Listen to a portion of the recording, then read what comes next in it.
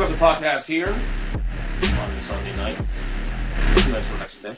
Who cares about that shit? I'm your host, Ernest James, coming to you down in South Florida. Of course, Mike Vernier, Joe Lopez. Fellas, what's up?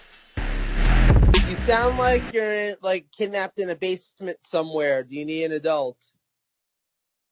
Do I sound too relaxed to you right now? Is that what it is? Or does it sound too loud to you? What's that? He sounds like he's taking a shit. That's me. That's me all the time. I mean, if that's how you like to sound all the time, I suppose that's. I think so. Do you? You do me. Yeah, do me. All right. Mike, what's up? Somebody's got it. Oh, hey, Mike. Congrats to your Cincinnati Bengals today. That's right, goddammit. Get wrecked. Big win, buddy. Joe Burrow. Joe Exotic, Tiger King, Halloween. Oh, got your piece now. I got to build around that. You know what I'm saying? So, anyway. Are you saying that the Bengals went as a good football team for Halloween this year? Whoa. Chill, fam. See, Jet fan talking here. I am not a Jet fan anymore. I have renounced my fandom. Whoa, really? I mean, if they can't even win a fucking game, I'm good. Wait. So, Joe, you dropped that narcotic, huh? Yeah, I'm like good. That's a smart guy. I'm still looking for a team to officially give my allegiance to, but it's not the Jets. The Giants. No, I'm not even in New York anymore. Fuck you then, man. Shit. Yeah, fucking jump on a broom and fly. Let's go. Anyway, we'll be previewing AEW's Full Gear later on the show, and of course a special watch along. Folks, get your WWE networks ready. We're going to be watching along the classic match between Hollywood Hulk Hogan and the Ultimate Warrior, not from WrestleMania 6, but from Halloween Havoc 1998. I have not watched this match in fucking years, and I never laughed so much when I watched this match years ago. Just saying. I've actually never even seen it.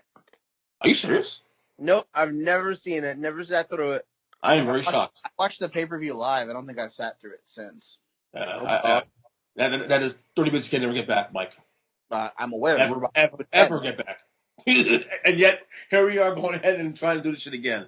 But first, we're gonna recap NXT's Halloween Havoc from this past Wednesday. Now, full disclosure, folks, I did not finish the entire the telecast, because I had no time to watch all the wrestling this week. It's a crazy week in general. But I know what happened, so I'll just chime in a little bit. So, Mike, 1 point on this one, buddy. Yay, me. Yay. First match, 21 minutes, 5 seconds. Spin the wheel, make the deal for the NXT North American Championship. It landed on a Devil's Playground match. It was the champion Damian Priest taking on Johnny Gargano. Johnny Wrestling wins the American Championship after he blasted Priest with the tombstone that was handed to him by a masked figure. Just we got a new champion, pretty much. Yes. Early rumor is that the masked figure was supposed to be NXT Women's roster member Indy Hartwell, who's been helping both the Garganos, but it really wasn't her because the COVID potential outbreak. So somebody else playing the role. That's why they weren't unmasked. The Garganos win their first match of Spin the Wheel, Make the Deal. I love Johnny Gargano. Thought this match was really fun. Mm-hmm. And I enjoy the fact that he's now the North American champion again. I'm okay with that for the record. I love Gargano, obviously, but didn't Priest won the belt like 2 months ago, right? Not even. Right? Like that, yeah. I mean, didn't it feel too soon? Is Priest getting called up? I don't know. No, I think Priest is going to move into the world title picture, though, potentially. Ooh, okay. I mean, even if you keep him in the North American title picture, now you have more of a title picture because you have him actually challenging for the belt as opposed to just being the champion with no real challengers. I loved the match. I'm going to be honest. I thought it was fantastic. I think Damian Priest has come so far since his days in Ring of Honor. He is really, really talented, and it really shows now. I loved it. I honestly just loved it. I thought it was one of the best matches I've seen this year. Gargano and Damian Priest really, really delivered. And it's funny because I feel like Gargano's in a very strange place on the roster, to be honest. Like I feel like if he was over on SmackDown or Raw fighting for a mid-card title would totally make sense, and it would have him in the right place on the card. But he's a former world champion, and he's a former two-time world champion on NXT, or at least one time. It feels kind of weird. He is two-time, right? No, once. I'm sorry. Oh. Once. Okay. Two Well, times. anyway, it's still that thing where, you know, sometimes I feel like when guys have been the world champion and then they lose the title, they kind of feel out of place for a while in the company that they're in, because it's like, okay, well, they hit the pinnacle and now they're just here. And, you know, like, especially when they then fight for lower belts on the card after that, it always feels a little awkward. To me anyway. Like, I've always had that. Like, I remember when Samoa Joe lost the world title in Ring of Honor, and it was kind of like, all right, well, you were champion forever, and now you're not champion anymore. I don't really know what to do with you, and they didn't either, you know. And I get that feeling with Gargano a lot in NXT, if I'm being honest, where it just feels like he's like too big of a fish for this pond. And you totally know that if he went over to one of the other ponds, he'd be a smaller fish, but it would somehow still work better, I think. So I don't know. I love their act and everything. I just kind of wish that maybe this was like 3 years ago and it was like Johnny on the come up as opposed to Johnny on the way down. I feel you. I enjoyed that match. I'll check it out. I said tomorrow. But the reviews I've heard are really, really good. And for the record about Damian Priest, like another guy at NXT that I didn't care for last year, and then through the last couple months really started to really respect his work. So yeah. So wait. You said you didn't get to finish the show, but you just said you'll check out the opener. So you didn't see any of the show, did you? I started the first 5 minutes of the show. That's all. Okay. Like I said, And don't tell I literally us tell us you didn't make it past the 5-minute mark. Yeah, right. Hey, I was at least like, oh, look at the time in for the first like 2 matches. Listen, it counts. It's still 5 minutes into the show, okay? I saw the intro, you know, I saw the guitar player for the beginning, and then I'm like, fuck, my kids need me. Damn it. Awful. Sue me. Post-match, we see the newest member of the Pat McAfee fan clubs of Oney Lorcan and Danny Burch with the man, the myth, and legend himself, Pat McAfee. We see Cameron Grimes trying to talk his way out of not going to fight the weird-ass Dexter Lumis. McAfee's in the ring with Lorcan and Burch, gets interrupted by Kyle O'Reilly. Out comes the returning bruiserweight Pete Dunne with 2 steel chairs, which he hands one to Kyle. Kyle throws his down and trying to get McAfee and them in the ring, only to find out that Pete Dunne is Plan B. Triple H reference from when the show broke up, if you guys aren't following at home. Right. Pete Dunne blasts Kyle in the back with a chair.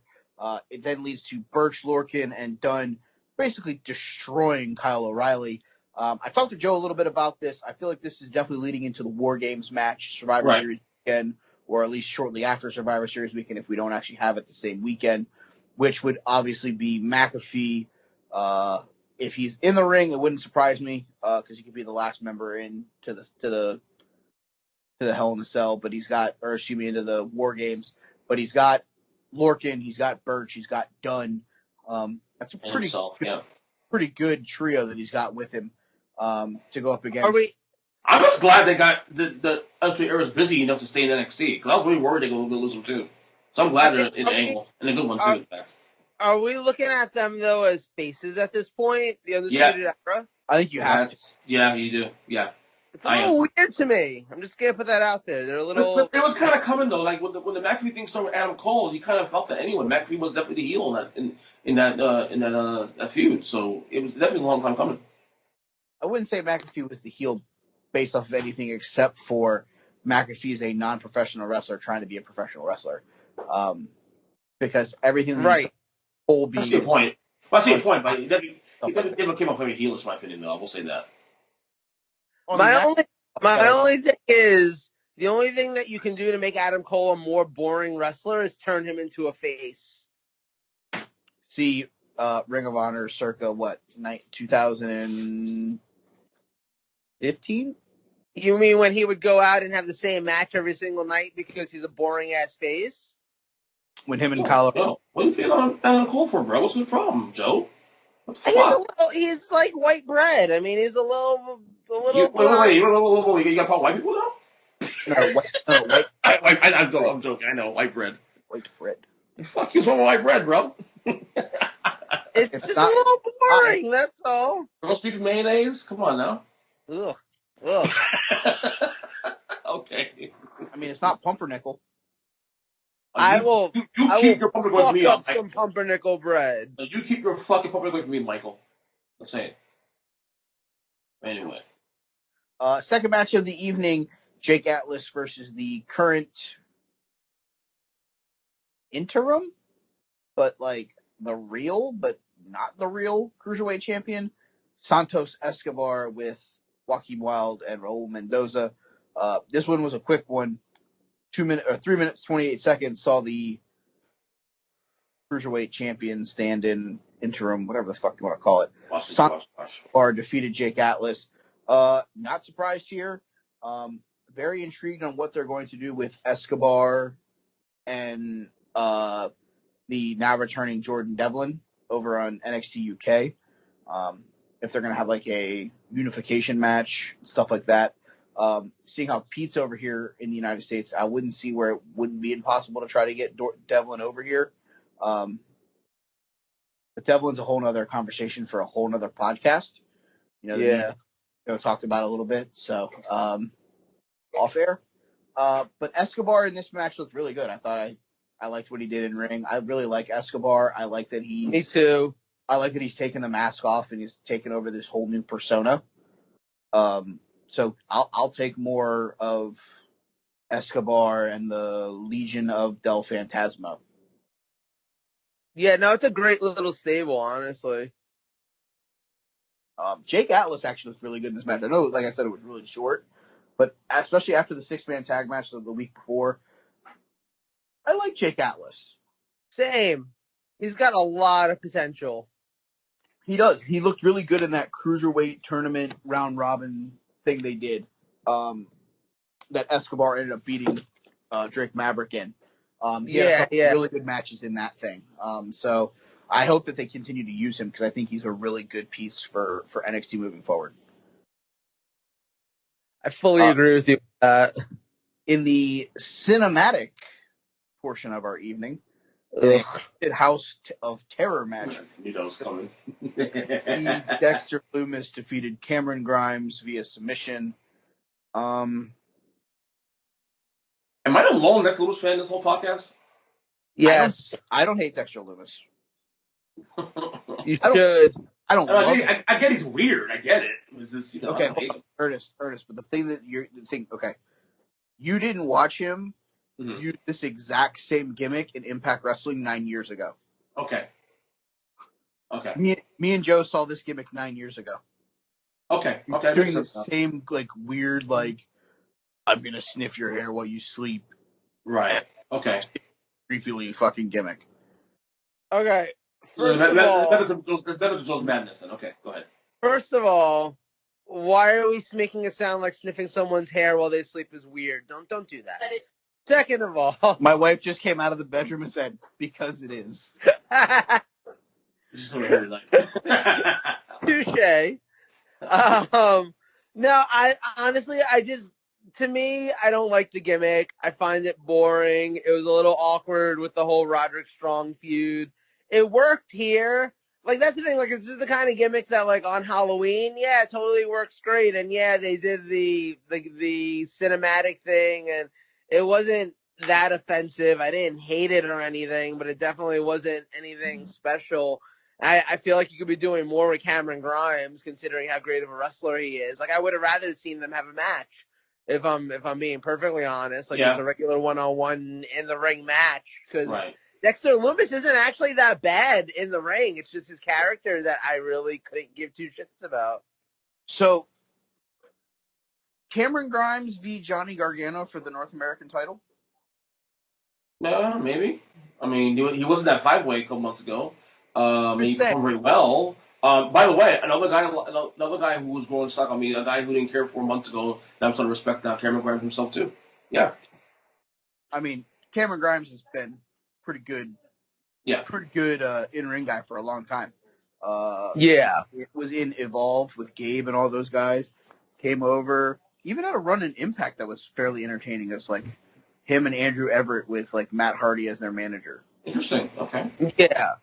So like I remember when he was one of those like guys that nobody really knew that much about that would pop up on like PWG shows and everything. Yeah, everyone was like, "Who the fuck is Trevor Lee?" Yeah, no, and I you'd mean, watch like 2 matches of him, you'd be like, "Oh, that's who that is." yeah, he's been deserving like a really big moment for a while, and I love him in NXT. I love what he's been doing for sure. Yeah, that's why I said I think like him versus Gargano could be a fun little feud for the North American title, with maybe I can get behind that. Grimes being the one that maybe takes it off of Johnny inevitably. I can get behind that for sure. I'd be a fan of it. Co-main event of the evening: Rhea Ripley versus Raquel Gonzalez. 13 minutes, 2 seconds. Did we really think that there was any other outcome but Rhea Ripley winning this match? So I think we're building her up again now. Just we tear her down, build her up again. I don't think they've ever Did we really torn tear her down? down. I'm not saying. I mean, she was definitely the top on top of the world. In January, January. Loses the Mania. Okay. No, but just because you don't like what they've had her doing doesn't mean that they haven't had her going over. I mean, if you look at her track record, like yes, she lost that Mania.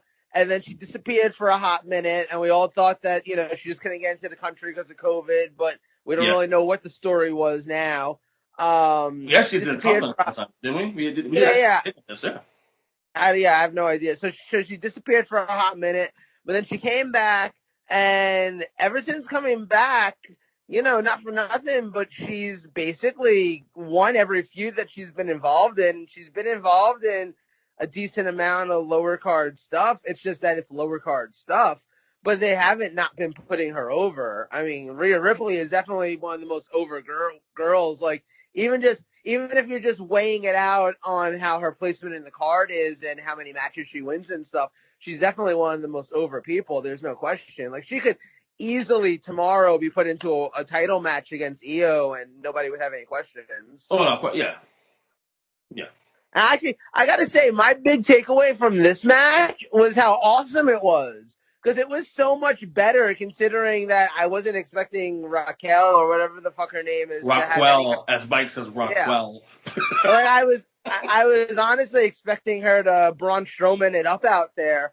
And it turns out she's actually pretty decent, or at the very least can be carried to a good match because that was fun. That was a really, really excellent match, honestly.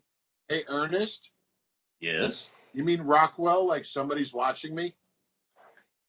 Oh! Yep, exactly. I'm Rockwell. That's very appropriate for Halloween. Absolutely. It's the son of Barry Goldie, by the way, for the record. Rockwell. Absolutely. Final match of the show for the NXT Women's Championship, the second spin the wheel, make the deal, tables, ladders, and scars match between the champion Io Shirai and Candice LeRae. Yeah, I liked this match a lot.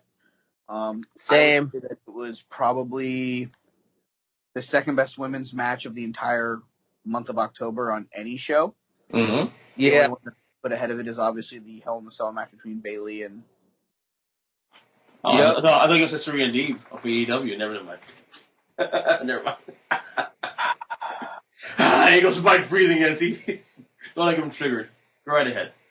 You don't have me triggered. I'll just be the one that says, "Hey, let's to the AEW mark. Talk about AEW stuff." I love it. That's coming later. Great. Hold my breath. See who we get there. Yeah, this match was really fun. A lot of crazy things going on. Finishing half of the match sees Shirai set up some some plunder. Candice gets on the ladder with some help from the masked figure, only to see Chauncey Blackheart come out, drop the masked figure with an electric chair drop. Io pushes Candice off of the ladder, through the ladder that was set up on the table. She's down and out. Io goes to the top, unhooks the women's title, and gets the victory and retains the title. My biggest takeaway from this, I would have almost rather have seen Candice win the belt to let the Garganos have the titles together. Plus, I think it gives a little bit more fresher matchups for the women's division with Candice having the belt. Obviously Shotzi, Toni Storm, Ember Moon, Dakota Kai. I think there's some interesting fresh matchups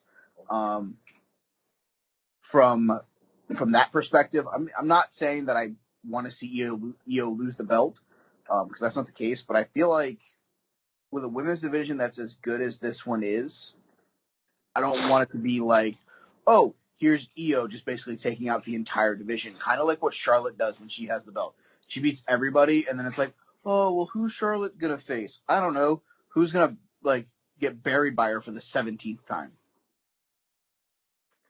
Well, it seems like NXT in particular, there's always one woman who seems to be at the top of the division, and just nobody has her number in any capacity. And for a while it was Asuka, and then for a while it was Shayna.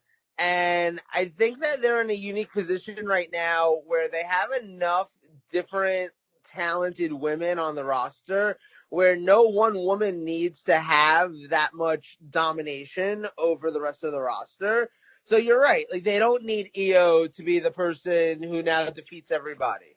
That's kind of pointless, actually. I think there's a lot more value in the build-up right now because you know what? Like we were just saying, Rhea's been built up pretty decently. So if you put her into a women's title match right now, it would be totally believable. It would be just as believable if she lost, though. And it wouldn't necessarily make Rhea look any worse, but it also wouldn't make Io look any worse if she lost the belt to Rhea. And I think there's a few different women that you could say that with right now. I'd buy Dakota Kai winning the belt right now. I would buy Ember Moon winning the belt right now. Pretty much almost anyone except for Chelsea Green.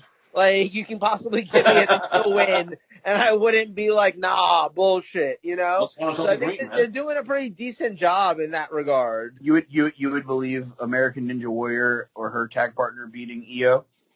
No, I guess there's still room for them to be built up more, but I'm just saying, there's a lot more contenders right now that could possibly randomly become the women's champion than there are people who could randomly become the world champion or the North American champion. That's a good thing. Diversity is always good. That's a good thing. Yeah, exactly. The way I look at it also is the women's division on NXT is really broken down into two levels. You have your main level, and you have the secondary level. You have the Candices, Dakota, Ember, Io. I'd put Mercedes Martinez in that same category. Ripley, Shotzi, Toni Storm in that upper echelon. Yeah. From an in-ring perspective. And then you have the second level. It's the Aaliyahs, the Chelsea Greens, the Indy Hartwells. But that's called having a division. You know what I mean? That's called having depth. Yeah, exactly. Other companies could have. AEW, take notes. Not to.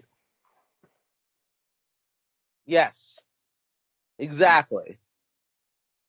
So I guess the question now is where does Io go from here? Because I don't think it's another Candice match personally. I think Candice has had her shot, and I think we move on. With the Survivor Series train of thought of where does she go next? So you have Candice ready. We've had before that we had blank on her name. Dakota Kai, of course. I mean, it's either going to be the Rhea, which I think is too soon, honestly, If you have diversity It's in a the little roster, yeah, if you have diversity in the roster, use diversity. Bring up Shotzi. Maybe bring up Ramon. I don't Tony. know. It's Yeah, Tony it's Storm. Yeah, probably Tony Tony. Storm. Yeah, It's probably Tony that's the yeah, next challenger. yeah. I agree with that. Yeah, I agree with that. Tony Storm might be next one in line. I think going to Rhea is too soon. At the Mae Young Classic. Pardon me? Did Tony and Io face each other at the Mae Young Classic? Was my question. I believe so. Yes. Hold on, I'm gonna do some research real quick. Hold on. Because the first year was Shayna and Kairi, right? Yes, because she got past Miko Satomura. Mike is the new statistician in the research room on City Wrestling Podcast. That's right. Yay! Mae Young Classic. Mae Young Classic. She defeated Io to win the Mae Young Classic at Evolution. Whoa. Oh wow! Right. Was that 2 years ago? I mean, you got I could see Tony. there. I could almost see Tony being the one to dethrone her. Mm-hmm. Like the only person that Io can't beat is Tony Storm. Yeah, that could be a storyline. Yeah, absolutely. That could be a storyline. Yeah. It's almost I can get really behind that. And it's almost like a Will Ospreay Marty Scurll match. Like every time Ospreay did something, Marty would beat him like the next show. I think the bottom line is this. Look, What? Well, if nothing else, that's a quick storyline to definitely have that match. You know what I mean? Like to get Tony into the title scene very easily. I think bottom for me personally is that regardless of where we're at now, like it's clear that still the most popular woman on the roster is Rhea Ripley. But I think there's more value to keep away from the belt for now as long as you can before you have to. So if you can wait even until Mania season to get the belt, do that. You have enough girls on that roster to keep things interesting. A gatekeeper, if you will, and then at some point, at least around spring, bring Rhea back to the fold as a champion at some point. Whether it's Io to Tony Storm or vice versa, whatever it may be. Keep Rhea away from the belt until. That I wouldn't even put her back in the title picture at all. Say it again. Is it weird that I wouldn't even put her in the title picture at all? Well, when you say at all, what do you mean at all? At all indefinitely or at all for at least 6 months? She would never be in the NXT Women's title picture for me. The question that remains: does she need a title at this point? Well, that, and plus, I think she's got the built-in feud going into WrestleMania in Charlotte and rematch this year. So I think that's something that you have to look into. So I think at the end of the day, it's like I almost wouldn't even have her be a part of the title picture. Like, right at that point, then call her up to the main roster where she's needed more than she is on this roster, just based off of the depth that we've just talked about this roster. Mm-hmm. Like, you don't tell me right now that she wouldn't make the SmackDown roster that much deeper. Yeah, I agree with you. I do think that it will Raw needs her. Well, I mean, either one. Whoever it is, doesn't matter, right? Her there as depth, I think, makes it that much more like of a deeper division on either show where it's not a necessity in NXT because of how many good pieces they already have. Yeah. Right. I see on that. And I think also with the women on the main roster, Sasha at some point said she wants to have kids at some point next year or two. You're gonna have that situation.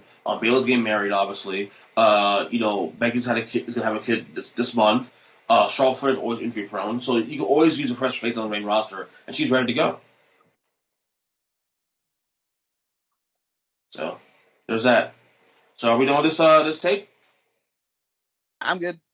All right. Yeah, all I would say is it was an excellent show, and I think it's worth going out of your way to see. And also, too, kudos to AEW for putting on a really good Dynamite this past week also. There were at least 2 really excellent matches on that show as well. Mm-hmm. It was a good night. It was a good night to be a wrestling fan, or a good week to have a DVR. I do enjoy Dynamite this week. I'll say that. Because they kind of gone stale a little bit the last couple weeks. So good to have a good show again. Yeah. Even me being a big mark, I have to agree with that. Okay, so Joe, this is your take now. I'll set you up real quick for our listeners.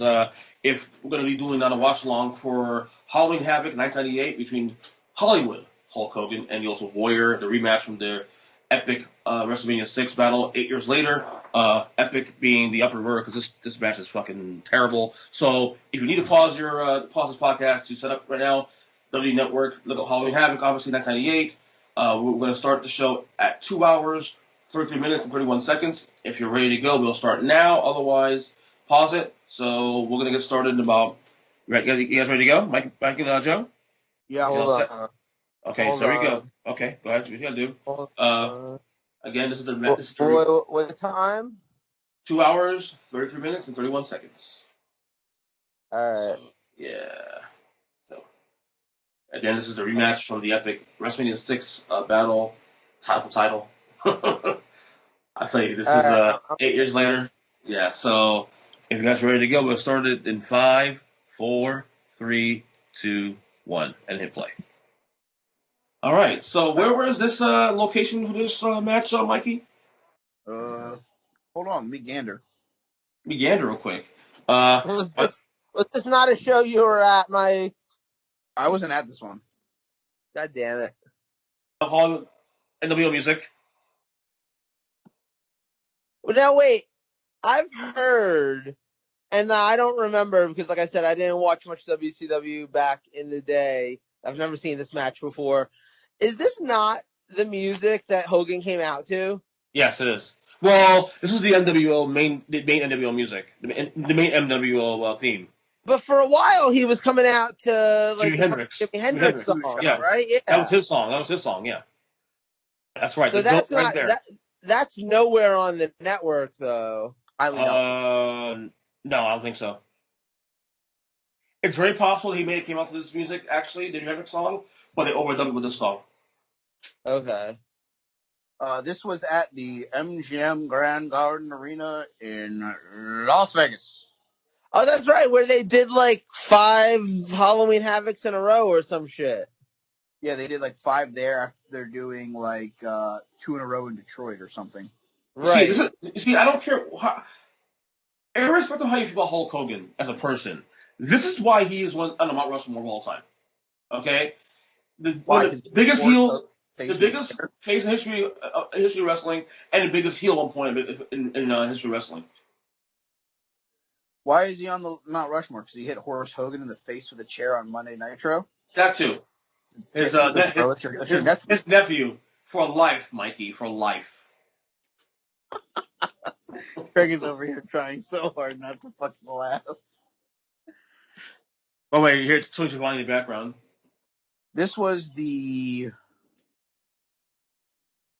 3rd year of them being in Vegas. They had 2 more years after this. Yes. Yeah, no, I know.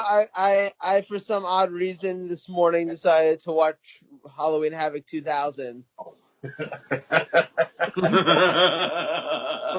From the MGM Grand in sunny Las Vegas. By the way, I was a big Hogan mark, but God, I hated the Warrior as a kid. I hated the Warrior that hit here too. I wanted the Hogan. Really? I fucking hate those Warriors. You have no idea, dude. You have no idea. It's funny to me because as a WWF kid, like I loved the Warrior. Nope. He was like one of my favorite characters. Nope, not me. Not me. Well, did Ernest, did you just say you did not like the Ultimate Warrior? No, yes, that's what he said. I was a Hogan Savage guy, dude. He beat Hogan and beat Savage.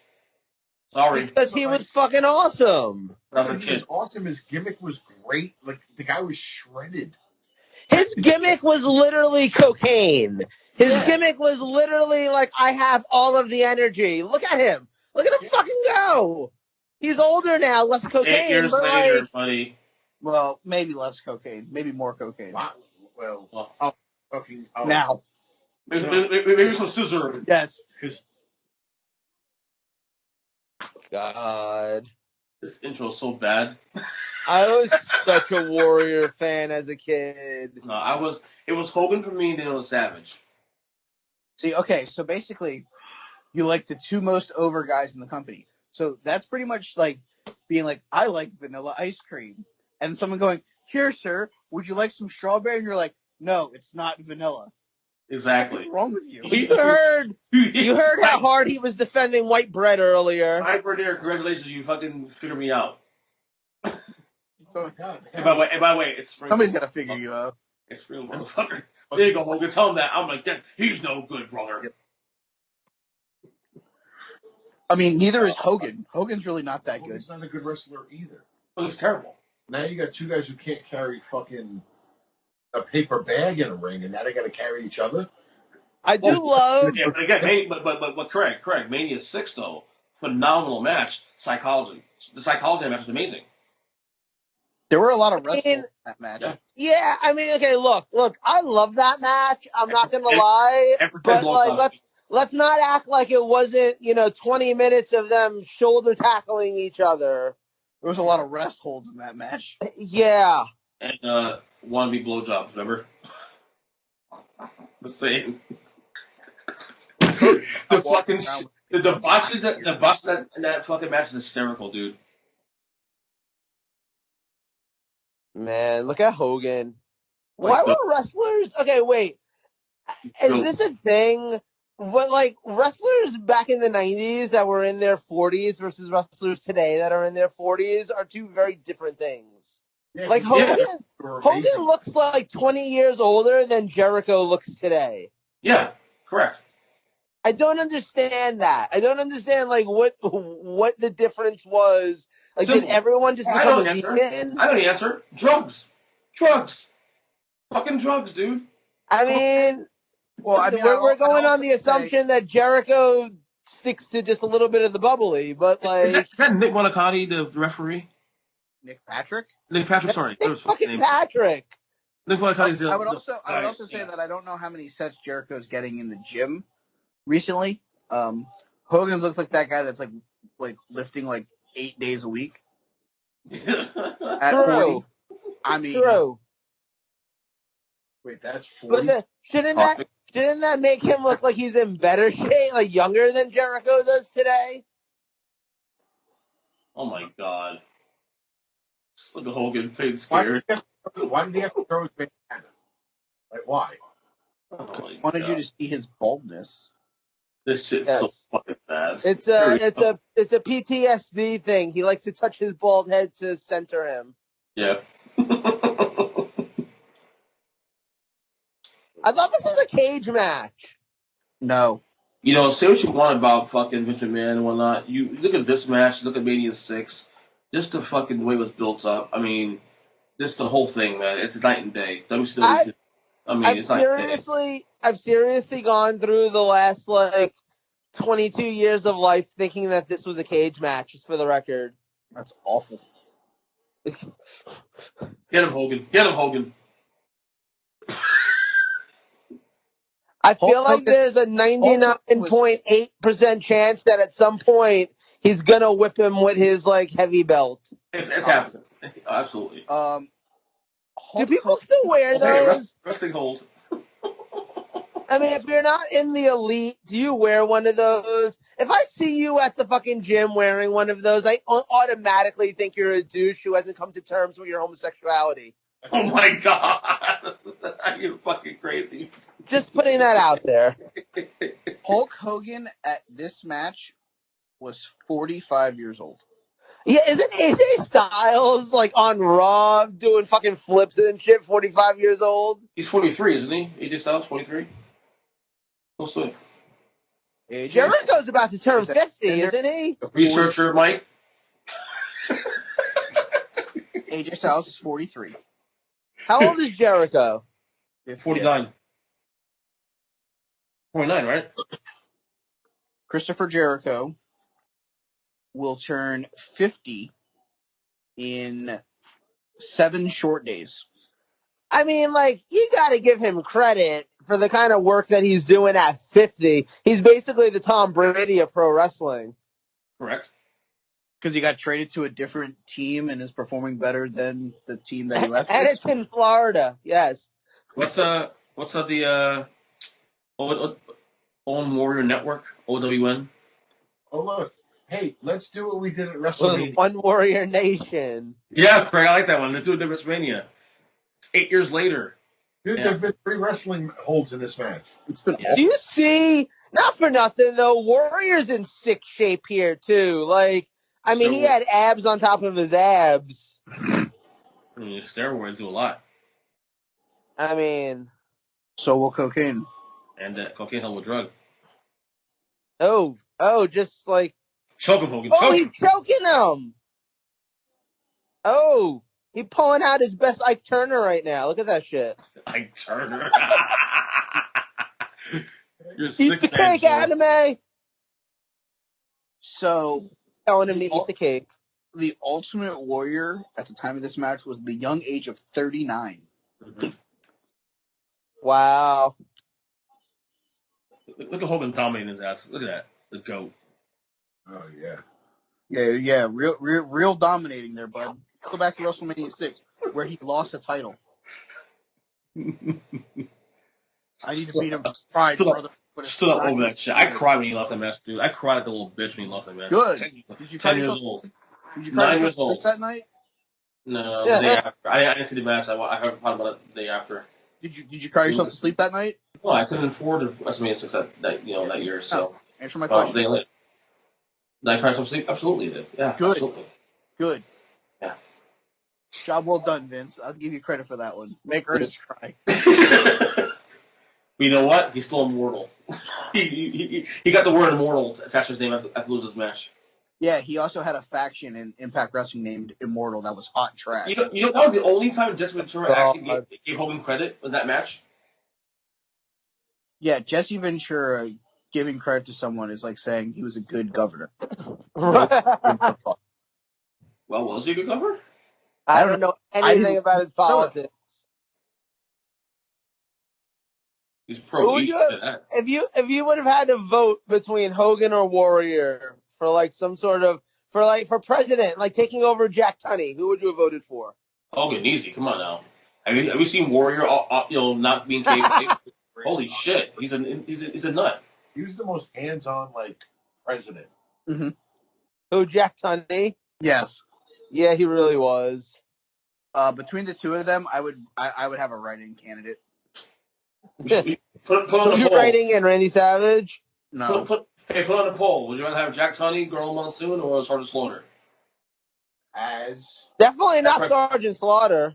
The only good thing that Sergeant Slaughter did as president or on-air figurehead was when he wore the windshield wiper, like when he spit, and DX wore the windshield wiper face mask. That was amazing. That was the only thing he did good as They were ahead of their president. time. They were ahead of their time with face masks. Some of Sean's best fucking promos was Sergeant Slaughter.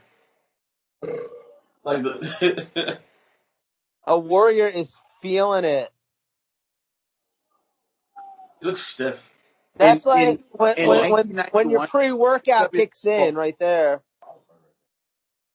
It's funny, before we watched the show, me and Craig were watching the best of Halloween Havoc's thing that they did on WWE Network, Oh, really? matches. Back in 1999 and 1989 WCW, that clothesline would have been a disqualification. Right. Really? Yeah, he couldn't go over the top rope. That was the end of it. Yeah, there was a 2 out of 3 falls match for the world title between Lex Luger and Ron Simmons.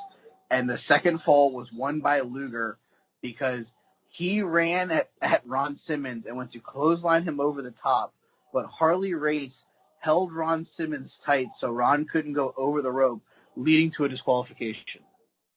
Ron Simmons, a.k.a. Farouk. Damn. Oh, look, we're at the point in the night where Hogan's hair starts to do that, like, poofing thing on the sides. Yeah. He's so blonde, dude. I swear.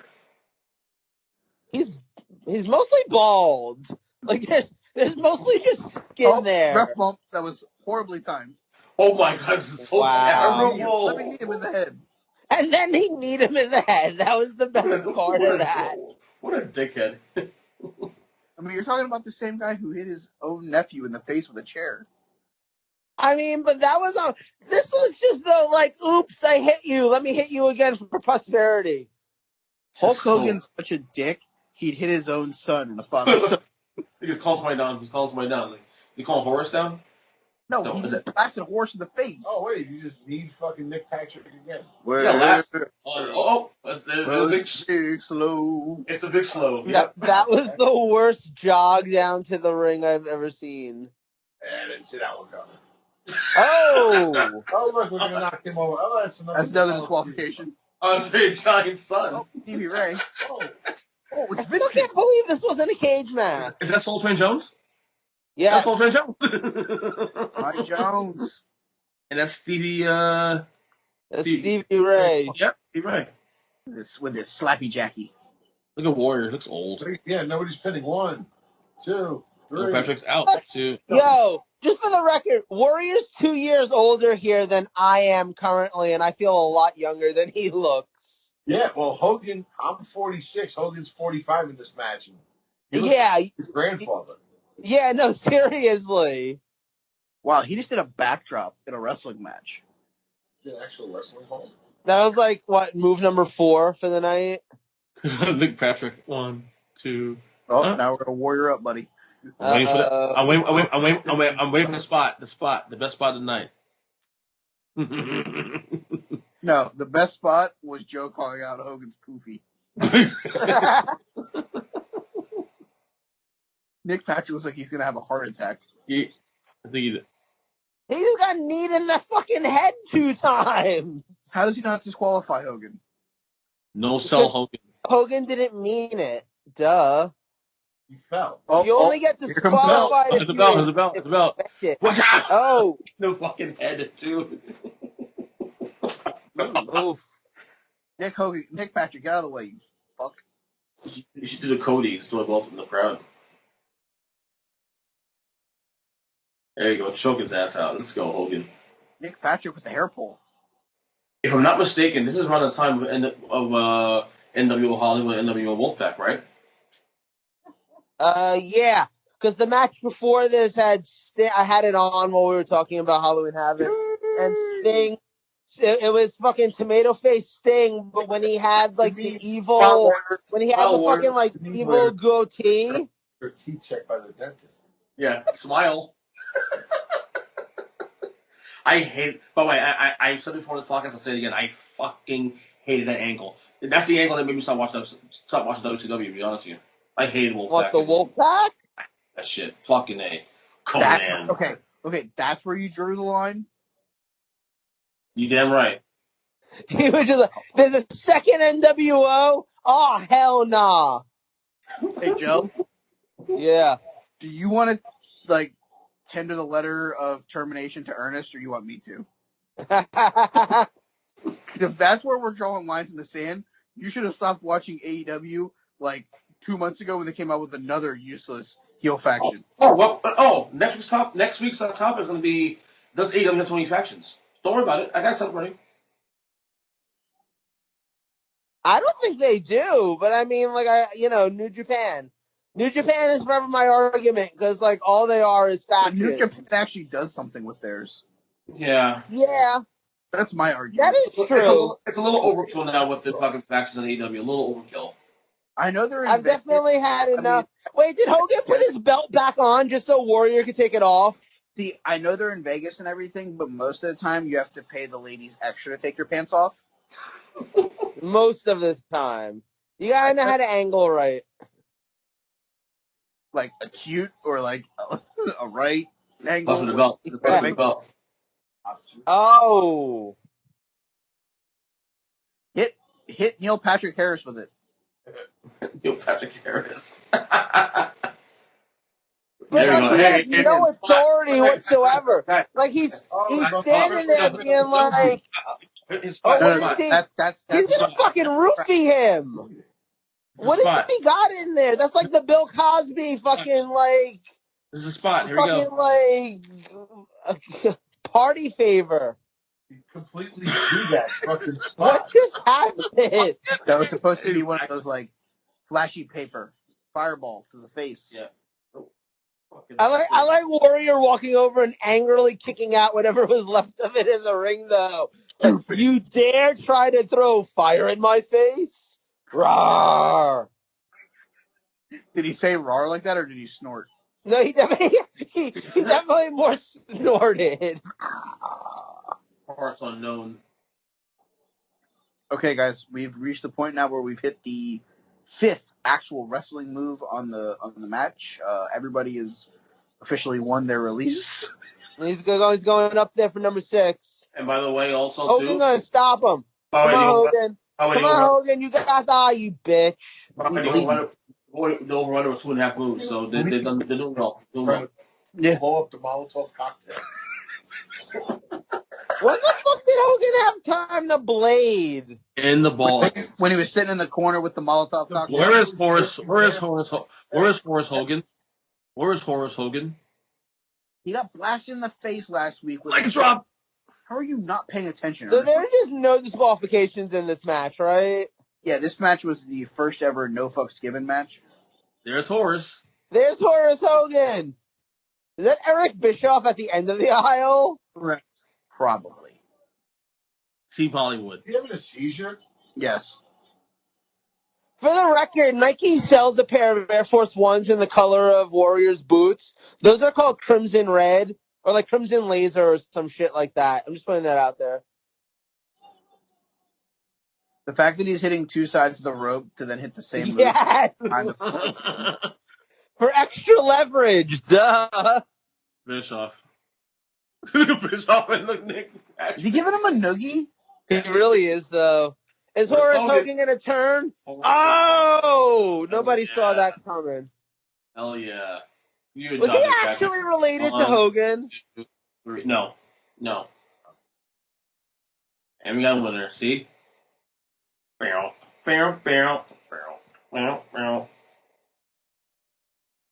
Wait, that was the end of the match? So Epic match. So does it like get restarted? So my real question here. Okay, go ahead. What's the question?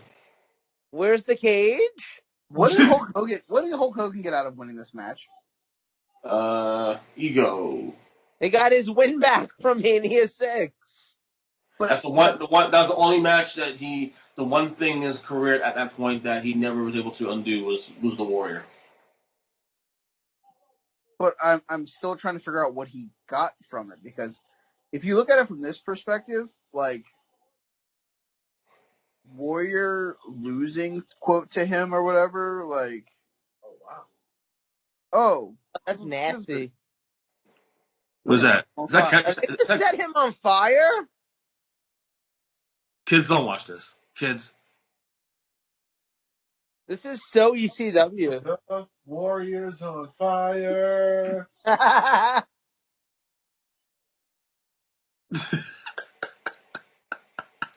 This is terrible, dude. This is what WCW going to the shit now, the shitter. From this point on. Hold on. You said you drew the line because they brought two NWOs out. I feel like you should have drawn the line because they decided to give us this match like 6 years later and almost set somebody on fire. That's the line, not two NWOs. Warrior runs too fast up the ramp. Does he go back in time? Look at Bloody Hogan. Eric Bish. Look at Eric B. asking the question in Town Hall. Eric B. Okay, this match sucked. This match also proves that Hulk Hogan should have not have been in the title picture after 1997, and he still was. I agree. I will say that. So that then brings me back to my point of the Hogan being the GOAT thing. Like, I don't feel like you can be the GOAT if there was a time frame where, like, we don't want you involved in the world title picture anymore. Or you shouldn't have been involved in it. Like, anytime Austin was there, he was involved in the title picture. Anytime The Rock was there, after he became a major fucking player, was involved in the title. Well, it was also because at the end of the day, not only wrestling, their acts made them to where we want those guys involved. Hogan became so bleh because it was, look at me, I'm Hulk Hogan. Yes. I mean, again, chalk up the bad booking. I mean, but again, No, put some goddamn ownership on fucking Hogan being lazy as fuck in the ring. I know I'm going to, because unfortunately this is where Vince wins the whole thing. There's there's more organization under the WWE, WWF brand umbrella, if you call it. WCW, they had too many chiefs on opinions. I wholeheartedly agree with that. Anyway, that wasn't a great match. Hold on. No, Go ahead. Anyway, I wholeheartedly disagree because at the end of the day, like, Hogan could have gotten better in ring over the last, 8 years of his career. He chose to just live off of the fact that he was Hulkamania, and then the fact that he decided to live off of being a member of the NWO and have the greatest heel turn of all time. At the end of the fucking day, the dude didn't give a single fuck about wrestling the matches. It was Agreed. his character is all he Agreed. gave a shit about. Agreed. But again, agreed. The thing is though, the first 14 years protects him. The crazy thing is Because though, have there's any of you guys ever seen any of his matches in Japan? Because I haven't, Really but I've good. heard that he can fucking wrestle. Yeah. But they didn't need him to be in the WWF back in the day. And No, they didn't. let's not forget, like, he was the main big personality. Yes. You know, now in the 90s, you've got all these guys who are really good on the mic, in the ring, personality-wise. So he kind of got... He was the anchor of He wrestling. should have gotten pushed down the card Yeah. and been an attraction rather than being the fucking world title You're picture not, Mike, because of the amount of money that they were giving Mike, him. the thing is, you're not wrong though. But again, you're comparing a different era that's no longer here anymore. I'm not comparing a different era. He was involved in the fucking era. The motherfucker was not good in ring. He should not have been in the title picture. They should have used him as an attraction. Oh, no. I don't dispute what you're saying All about I'm saying. 98 Hogan. I'm talking about like the first 14 years. I'm saying though, 84 to 97. Okay, but let's compare fucking 97 to fucking 2002. It happened. Like, This is basically Michael Jordan and the Boston Wizards, pretty much. Yeah, but if you look at Steve Austin's career from the time it started to the time it ended, the guy kept becoming a different character, became a better member of the roster, became fucking better in ring. Everything is trajectory upwards. Mm-hmm. Hogan was at this level, and then at like 95, when he fucking decided to pull this fucking Thunder in Paradise and thought that it was going to be the greatest thing of all time, it's just a nose spin all the way to the fucking ground. You like the show? The show's great. What are you talking about? You know what I did enjoy though? I enjoyed when Hogan came back to SmackDown and it was like Mr. America or whatever the shit was. Yeah. So stupid. All right. Was that like 2004 or so? That was awesome. I'm sorry. That was awesome. I don't have a problem with that, but his WCW run after like 95, 96 is awful. And it's not bad booking, it's he didn't give a fuck. No one disagrees with you that at all. No one disagrees with you there. But again, he's protected because of the first 14 years. That's all I'm saying. All right. Anyway, let's get to our preview for AEW Full Gear, which is taking place next Saturday. Is it next Saturday, right? Or was it Sunday? Saturday. Yeah, no, Saturday. Thank you. It's your topic. How do you not know what the day is? Yeah, it's Saturday the 7th. Let's get started. We're gonna have the pre-show match between Orange Cassidy and John Silver, or known as number 4 of the Dark Order. Kind of saw this feud coming for a while. I mean, Orange Cassidy wouldn't win this, obviously. I don't see any other way this is gonna go, really. But I do see they've been pushing John Silver the last couple weeks though on Dynamite. So you get a little more screen time, more air time. You know. Wait, what was that? Who's fighting who? What? Orange Cassidy against John Silver.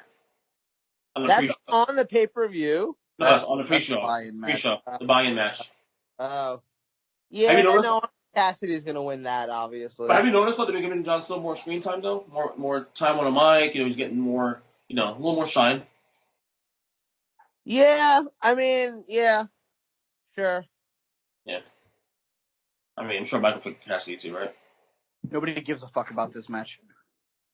Well, it's Orange Cassidy, of course. I'm a little surprised that I put Orange Cassidy on the main show. I was actually just thinking the same thing. Like, given I honestly wouldn't have even have put him on this show at all. Really? He just lost 2 title matches. Give him a couple weeks off to regroup, and then bring him back after the show to put him in his next feud. Good point. We're literally pushing him into a match against someone in the Dark Order because what reason? Well, he was the reason why he lost the match too. He interfered in the match. But yeah. Well. But I do agree with Mike. You said though, keep off Steve a couple weeks and bring him back fresh. Anyway, let's go to the main. Silver feud. Start the John Silver feud after, whenever you can actually give it some time to build and actually have a good match on TV rather than this being a 7-minute match on a buy-in. Everyone's going to care about. I think this is something a way to get people to attract them to the free show. Honestly, and Orange Cassidy's a draw, so. Well, I mean, but where's it going though? Are we eventually going to get Orange Cassidy against Brody Lee or something like that? Probably not. I don't I don't see Then that what's the happening. point? I mean, honestly, like, look, I love John Silver. I think he's a great wrestler. I've been a fan of his for years. Yada yada yada. Short people power. But where's it going? Like honestly, like if fucking Orange Cassidy is just gonna beat him and it's gonna be pointless, then I don't need it. If it's gonna go somewhere, then awesome. Yeah, it's like Orange Cassidy's going to go through like every person that is a member of the Dark Order to eventually take on Brody Lee in a match. Like, Right. if that's the case, like, cool. There's like depth there. Like, you could Let's have go with it. Right. you could have Right. the best friends team up with him to beat like 3 of them, and Uno, Grayson, and Cabana or whatever they decide, and like it just leaves. Like he goes through all of them to get to the leader. Like if that's the case, like awesome. At least there's depth there. Mhm. But if this is like, Right. oh, he beat John Silver in a pre-show match, and now he's gonna fight Lance Archer next week on Dynamite, guys, seriously, stop wasting my fucking time. Right. All right, here's the main card here in the Elite Deletion match between Matt Hardy and Sammy Guevara. Correct me if I'm wrong, is Elite Deletion a no DQ thing? What is this? When you figure it out, feel free to let us know. I don't know. Do you know? Joe, do you know Elite Deletion? I'm just eating a protein bar. I have That's my no point. idea. Nobody knows what this is. The last time that they had a match with Matt Hardy, like the final deletion, it was like one of those cinematic matches that was actually really cool. If that's the route they go, awesome. If they go with some dumb like no DQ match where he falls off of the scaffold and gives himself a concussion and somehow continues in the match, then this is a waste of time. I'm kind of over this feud anyway, if I'm being honest. Yeah, me too. I am. I also thought that Matt Hardy cut a promo that like he was going to go away for a while and get himself together and then come back and make a charge for the world title. He did, and he also said that this was over. Also, real quick. Not saying it's gonna happen, but kind of feel like the last couple times I've seen Sammy Guevara on TV, kind of feels like a face turn's coming soon. Am I wrong with that? I think you're wrong. And also, if you want to talk about bad booking, look at this feud. This feud is bad booking over. It's almost as bad as like 1998 fucking WCW booking. That's pretty bad. I mean, literally, we had a guy almost fucking like crack his skull wide open on a concrete floor. We talked about how it would be so conscious of the health of their wrestlers. Let him go out there, talk himself into continuing in the match, come out, cut a promo, and say that he was done until he could get himself right, and that he wasn't going to do this anymore with Guevara. And what does he do? He's wrestling Sammy Guevara in his next match. Yeah, he really did. He really did cut a promo at one point where he was like, "Oh yeah, this feud with Sammy Guevara totally over." And now we're getting another pay-per-view match out of it. I'm good. I mean, the consistency is a problem. I'm good. I only mentioned I'll say the babyface this. part. Okay, go ahead. Yeah. No, go ahead. No, I only mentioned the babyface thing with Sammy Guevara because like it kind of goes in concert with the old MJF thing in the inner circle and all that. Yeah. No, We'll I'll get say there. one thing, and I mentioned this to Mike the other day, and this might be my topic next week. I don't know yet, but sometimes I stop and I think about all the things that Impact has done that AEW has also like sort of tried to do the same sort of things, and I mean, it's always been funny, like LOL TNA, like that kind of thing. It's easy to make fun of TNA over the years, but not for nothing. AEW has kind of proven that TNA's done a lot right. Like, case in point, Matt Hardy. Because, they signed the Hardys and they literally gave us this whole broken universe. And then AEW signs Matt Hardy and literally almost breaks him. So, like, Wow. And just then putting that out there. Private party. What was that, Mike? I said, yeah, then they put him with Private Party. Oh, right, yeah, the mentor, yeah. Yeah, that's what we need. We need every member of the roster to have an older guy be their mentor. What's that, fucking field trip now? Everybody's a fucking, like, chaperone now? What the fuck No. That's annoying. What this is like a really cheesy version of MMA. Everybody has their walkout coaches and Yeah. their teams. Exactly. And next thing you know, they're going to have the fucking cut doctor fucking rub Vaseline on their faces before the match starts so they don't bleed. We're just going to go straight MMA for it, because this is fucking retarded.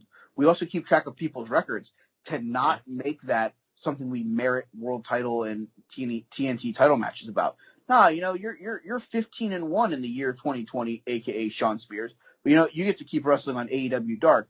But Chris Jericho and MJF are like, or not MJF, because MJF had a pretty good record till he lost. But like the Jake Hagers, the Chris Jerichos, oh, you're 1-4, you're 2-3.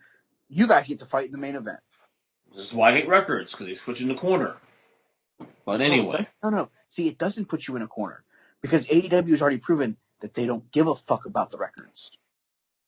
Then get the fuck with them. How about that, I'm sorry, I'm not Tony Khan. Because if I was Tony Khan, I would have already done a lot of things fucking differently than what the fuck they're doing. What the fuck? You got Vince's ear already. We just got that last week. You got to get Tony Khan on the fucking phone. Let's go. You don't want me to get Tony Khan. I still think, look, at the end of the day, I think one of the biggest misses that they're having right now, and I it's weird to say it because he's not one of my favorite guys, but Jake Hager. Like, you have this dude who's this legitimate, undefeated MMA fighter still out there, still kicking ass, still taking names, is a clear badass, is a former world champion in WWF, all these things. And you have him as Jericho's lackey for the most part. Like, honestly, this is like, they really need Jericho to just be a face already. They really need him. They really need to just make that. I really believe the Inner Circle is not long for us. I really believe the next 6 months are breaking up. I agree with you. And the thing is, like, Jake Hager is one of those guys, and I thought this is where they were going with him from the beginning, and maybe now they'll finally have a chance. But he should be in the main event scene. He should be fighting for the title. Like, he is a legitimate badass, and you're using him as, like, fodder, basically, for Jericho. Speaking of Jericho, him and MJF will go at it. Winner, if MJF wins the match, he gets to join the Inner Circle. Yeah, I give no fucks about this match. The match, whatever. Should be okay. The angle, I'm a little more. Stupid angle. It's a stupid angle. It's a stupid fucking way to get, MJF another match. It's stupid. Just the whole fucking thing is retarded. Like, I do think though this match, this angle is what he was saying. Joe was saying that Jericho going face. This could be the angle that gets him there because MJF is by far the biggest heel in the company right now. I would have rather had Brody leave out and fucking beat up fucking Jericho like he did Cody and let him be face that way than fucking MJF. See, I have a lot of complicated feelings about this match. Because number one, I think on paper, the match itself has a lot of potential of being really fun. Like, I think that Jericho delivers in the ring, that even now, there's no denying that. And I think that MJF can also deliver in the ring pretty decently. So I think the match itself is going to be good. I do think Jericho needs to go face. I think the idea, like, again, it almost feels like they're painting themselves into a corner now because you're obviously not going to have MJF, go face.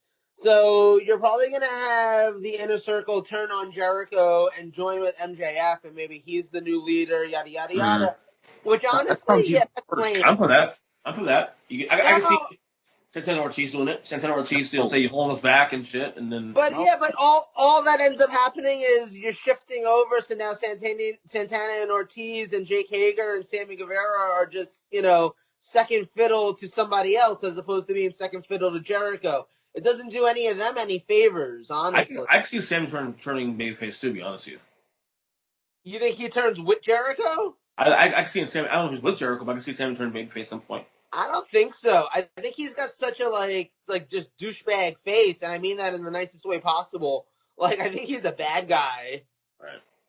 I mean, the way I look at it, if MJF joins and then they turn on Jericho, I feel like this is a waste because now you have Santana Ortiz who are going, to the Bronx to see Grandma Sunday dinner. Now they have to wear like flanneled like scarves and all the MJF's house. Nah, I'm good, dude. This whole fucking thing is stupid. That's I think MJF wins the match though. I hope not. I hope Jericho wins, and then I hope they turn on Jericho. Okay. Because let Santana and Ortiz flourish as a tag team, something they were, I don't know, really good at in Impact Wrestling. Let Jake Hager do Jake Hager things. Let Sammy fucking worry about, maybe getting into the TNT title picture, and let Jericho, like, put over some guys, because, like, Jericho against members of this roster, could be good, could help get them over. MJF's probably like the one heel on the roster right now that doesn't need help from anyone to get over. He's the most hated fucking guy in the company. Mm-hmm. That's enough. No, let's put him in a Tony Award-winning musical number with fucking Chris Jericho on an episode of Dynamite. All right. Next match here. The finals of the number one contender tournament between the former tag team champions Hangman Page and Kenny Omega. What's your opinion on Kenny Omega's entrances last couple weeks? These tweaked entrances? I love it. This is finally the Kenny Omega we should have had in AEW since day one. Yeah, this is the best bout machine. Yeah, this is the cleaner. This is the guy. This is the guy that everyone was talking about that was like, oh my God, he's incredible. This is the guy that Triple H was out there offering like basically a blank check to try to get to sign with NXT. This is the guy. And he's finally here in AEW and it's fucking awesome. This match also is your future of this company next year or two because whether it's Omega in the next 6 months or a year, whether it's Hangman Page next 2, 3, 4 years, this is the future. This will be the next guy holding the belt at some point between now and say next summer, for example. Here's my question. Yeah. Does either one of these guys get hurt by losing this match? No. Okay. No, not at all. So then I think Omega's winning. I do too. Yeah, I think Omega's the next guy in line to get the AEW title. I think he might be the one that beats Moxley, to be honest with you. Yeah, I can see that. As he should be. Yeah, I agree. All right, next match here, we have the AEW Women's Title match between Hikaru Shida and Nyla Rose. Nobody gives a shit. No. In fact, I do think Nyla Rose will get back her title. Actually, breaking news this just in. I'm actually going to use that as my bathroom break because nobody gives a shit about this match. Nyla Rose hasn't been on TV in 7 weeks. Yeah. And I don't even know if she's been on AEW Dark. This match should have been Britt Baker. This match should have been Big Swole. This match, anybody else that isn't fucking Nyla Rose. I get it. Nyla gives. I think Britt Baker. Yes. I think Britt Baker will win the championship probably in the winter. Britt Baker isn't going to beat Nyla Rose if Nyla Rose wins the belt. Let's be real here. Nyla's going to have a fucking title reign of longer than 2 months. So, but I don't think Nyla wins the belt here though.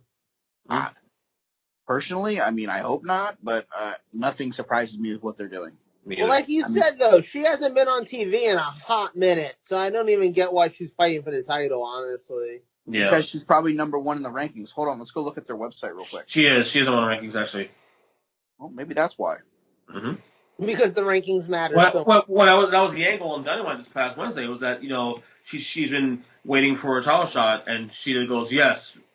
Very bad promo, in my opinion, but she said yes. We'll face you at the next pay per view, whatever. So. Hold on. Okay, hold on. Very anticlimactic. Now here comes the rant. Okay, here comes the rant. Rankings matter in the women's division. Nyla Rose, 11-2 on the year, hasn't been seen on TV in 7 weeks. Oh, I'm gonna wait. What is this, boxing? You're like, nah. You see, I haven't lost a fight in however long. I'm gonna wait for whoever so I can have a title unification match so I can have all the titles. This isn't fucking boxing. You don't get to pick and choose whenever you fucking show up. Are you gonna tell me right now that fucking Penelope Ford at 9-5 or the really creepy one, Abaddon, whatever her name is, Abaddon, whatever. The one who's 5-1 in 2020. Was it Evilise because she's been winning a ton of AEW Dark matches, 10-4, Big Swole. Big Swole would have me more excited than Nyla Rose. So that makes sense. Now, looking at it, Brian Cage is the number one ranked guy but Eddie Kingston, who isn't in the top 5, is fighting for the title. Make it make sense for me, buddy. Thank But you, to buddy. be fair, Eddie Kingston's fucking awesome. Oh yeah. This isn't an Eddie problem. I love Yes. Eddie. This is an Well, AEW my- booking problem. My problem is why does it matter in 2 divisions but not the third one? Brian Cage 10-1, MJF 9-1, Lance Archer 13-2, Brody Lee 8-2, Darby Allin 12-5. Darby's at least fighting for the TNT title. The other top 4 guys aren't on the show with the exception of MJF. Get rid of the rankings, please. Fuck. No. See, this is the thing. They're going to keep the rankings, and I'm going to keep telling you how fucking stupid they are for it. Enjoy it, Mark Boy. Moving on. All right, TNT Championship on the line between Cody Rhodes and Darby Allin. This should be a fun match, honestly. But Cody wins, of course. I don't see Riley getting the title here. I don't get why we've had Cody feuding with the Dark Order just to get to the pay-per-view and not have him fighting Brody Lee. That should have been, first of all, that match should have been a fucking on pay-per-view, not on Dynamite. Yeah. Yeah, the rubber match on the fucking pay-per-view. Yeah. Or at least that. Yeah, I agree. Like, I love Darby, but I don't get why Darby's getting the title match here. This is weird to me. He's still over. That's why. Because he's 12-5. Yeah. I mean, Make it make that's great, sense. but he's not feuding with Cody anymore. But he's 12-5. That's right. Follow the records. Piss off Mike. You laugh that it pisses me off. It doesn't piss me off. It makes this company sound more and more moronic. No, you're right. I actually agree with you because I have the same issues as you do. I missed the mark though. That's why. Yeah, but I got more in shin. yeah, awful. Yeah, Cody wins this match. I don't think it's going to be close. I don't know what their plan is for Darby. I don't know what their plan is for Cody after it. Keep talking, my son. Away. Keep talking. I just hate the fact that Brody isn't in this match. I think it's fucking moronic that they're going with another angle here that isn't that.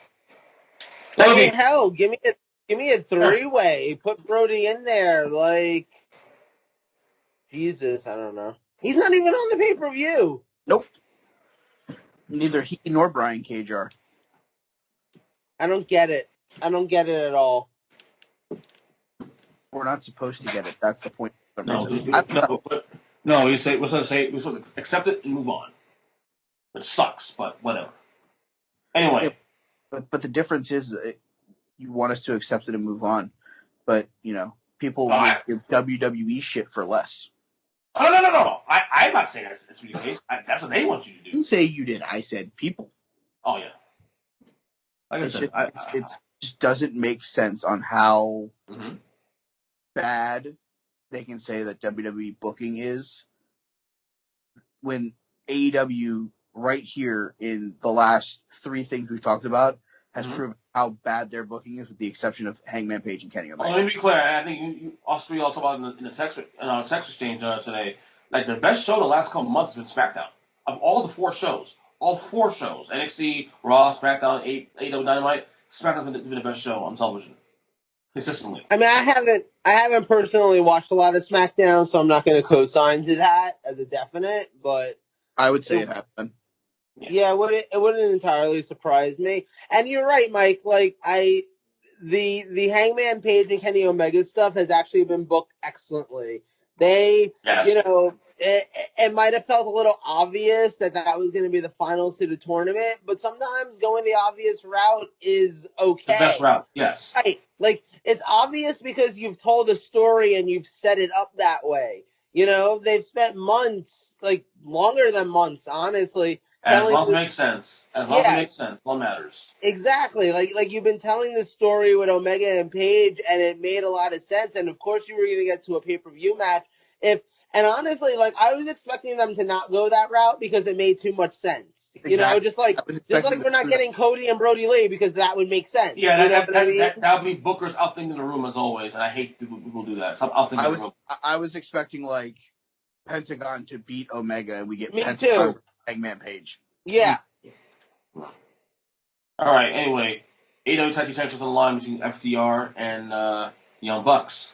Call me crazy, and you might disagree with me on this take, but I feel like this is a little bit rushed. It's not. So it's not that the match is rushed; it's that the storyline has sucked. It's also not that the match was rushed or the storyline sucks. The stipulation added to it sucks. Yeah. Can we stop the whole, if I don't win, I'm not going to get another title shot? Stop it. It's stupid.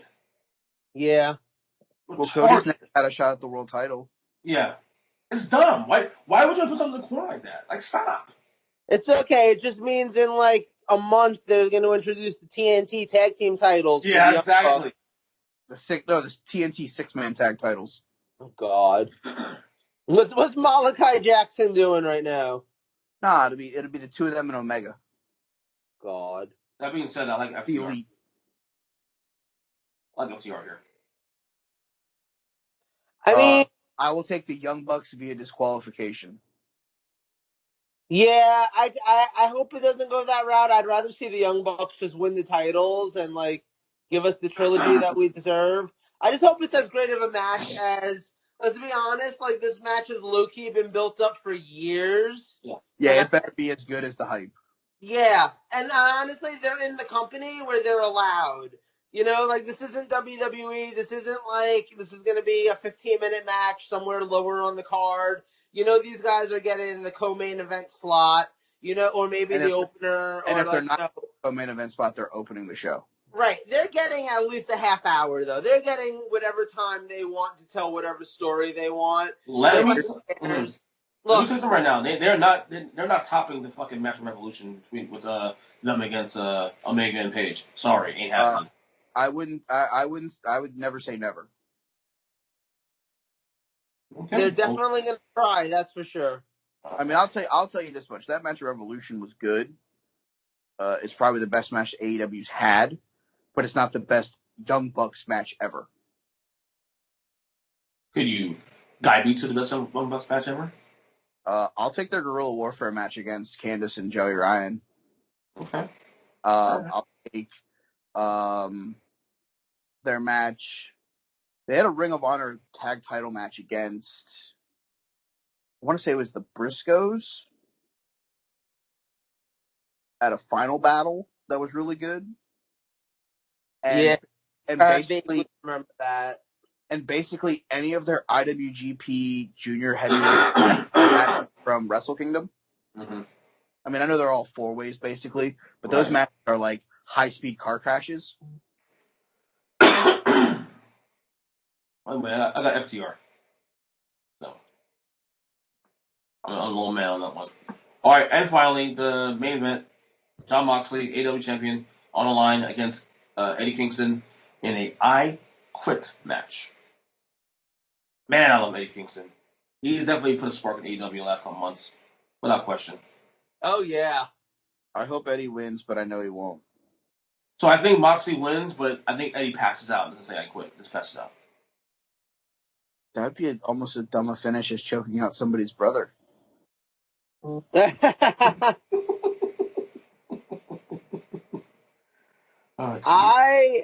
love that in the last couple of months it feels like the hidden secret that was Eddie Kingston in pro wrestling has not been a secret anymore. You know, there are those of us who have been fans of his for a very long time. I've been watching him wrestle since 2008, and he's been wrestling for longer than that, and he's been awesome on the mic since then. He's been awesome in the ring, you know. He's been one of my favorite wrestlers for a very long time. So getting to see him wrestle for the AEW World Title is awesome, and I would not be happier. I don't think I could be any happier for anybody than to see him possibly win the belt. I don't think it's going to happen, unfortunately. I do think that Kenny Omega is probably the guy that's going to unseat Jon Moxley from the top. I don't know when that's going to happen, maybe in February, but I would love to see Kingston win the belt. Even if Kingston win the belt and then lose it back to Moxley in a week, at Dynamite, I'd be fine with it. Me too. I would just love to see Kingston get his moment and get the celebration and, like shake things up. Yeah. Like, shake things up. That would really shake things up. It definitely shocked a lot of people. That's damn sure. Yeah, I mean, like, that's one where, like, sometimes title reigns end sooner than they need to. And, Jon Moxley, like, I've enjoyed his title reign, but honestly, like, Brian Cage could have won the title and I would have been happy. Or, I thought we picked him. Did we pick him? I think you picked him when the title against Moxley, didn't we? I think you and I both picked him when the title against Moxley.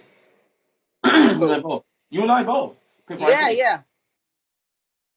I definitely just think that, like, I don't know, it's a good opportunity to do something different. Like, you really don't need Moxley as the champion anymore, and I don't need Moxley all the way till February as the champion. But, like, usually the idea of someone winning a belt for, like, a week or two, like, really doesn't do it for me. But you know what? Like, if that breaks up a little bit of the monotony of what's going on right now, and if that gives Kingston his little bit of a title reign and, maybe establishes him as a really top guy for the company, I say fucking do it.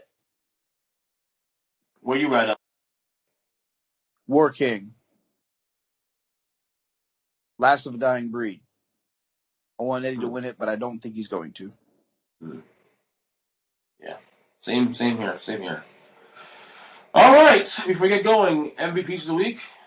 Mike, want to go first? Of course not. No. Joe, want to go first? Of course not. I'll go first. My MVP this week is going to be actually a little out of left field here. It's going to be Wardlow, actually. Watch his match against Adam Page this week. Yeah, Wardlow. I look, it's inevitable at some point that him and MJF are going to split up. I can see him being, kind of like the next kind of like Braun Strowman type on the road. Maybe close to top pitcher at some point. He's not bad in the ring either. He's on the record.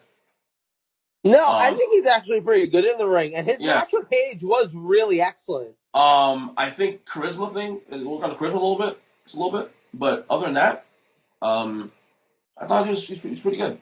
I can see him being, I think there's a lot. We're lacking baby faces in AEW right now. I mean, you have Moxley, you have Page, Omega might be one of those two might end up turning heel at some point down the road. Omega is a heel. Wait, what? Yeah. At some point, but I think that he could be another guy they could look at as a not so much the strap on the back and being the main guy, but definitely like I said, like Braun Strowman, like next to the picture, top picture. So I agree with you completely about Wardlow. He's a good pick here. Yeah, MVP this week. I'll go next. My MVP is gonna come from Halloween Havoc. Not 98, I hope. Yes. No, obviously my MVP is the Ultimate Warrior. No. My MVP this week is going to be Johnny Gargano. For having my favorite match of the week on TakeOver. You know what? That's not fair. Damian Priest, also MVP. Let's give it both to them. It takes two to dance, and that was a hell of a match right there. Yeah, it also takes two to make things go right, for the record. Oh, yeah. All right, my MVP this week is going to go to somebody on the independent level, and someone who we are saying goodbye to. It is none other than the Bulldozer, Matt Tremont, the greatest North American deathmatch wrestler of all time. 31 years old, decides to hang it up. 31? Yeah. Wow. We got to remember, death matches are like the ones where they go through light tubes and glass and all that stuff. So 31 is really like 57 in death matches, probably. Yeah. Unless it's Terry Funk, of course. Even Terry Funk. But, Matt Tremont was a guy who, when he came in CZW, was like as a trainee or whatever. Like, his world title win from Black G's was one of those matches that like the fans were so happy for Tremont because like he was one of theirs, and he's a guy that I don't think got a lot of credit. And his match against Onita when Onita came over from Japan was really fun. And I just think it's something that a lot of people don't like deathmatch, and I'm not the biggest deathmatch guy, but I like watching them occasionally. And Tremont's a guy who, like, when I see crazy things on the internet, like him getting thrown off of a 10-foot platform through 6 panes of glass, you're like, wow, that looks really retardedly fucking painful. But like, I gotta give credit to those guys because those guys do it fairly frequently, and I just to hear that he's hanging it up, he's running H2O Wrestling, which I think is pretty cool. And he's gonna focus on that. So it's like he's not like he's going away, but he's like just stepping back from in-ring stuff. I'm not saying that we never see him again in a wrestling ring because you know how those guys are. They retire now, but 6 weeks from now they'll want to wrestle again. But I could see it where Tremont actually doesn't come back. And it sucks because he was really good for being as big as he was in ring. Joe's probably seen him, so Joe can attest to a little bit of Tremont. But I went completely off the radar this week. I like it though. I like it. Something different. It's good. So anyway, fellas, great show as always. Until next week, I guess. Right? Huh? Yeah. Enjoy Full Gear next Saturday. Let's do it. All right. Bye. Okay, bye. Bye.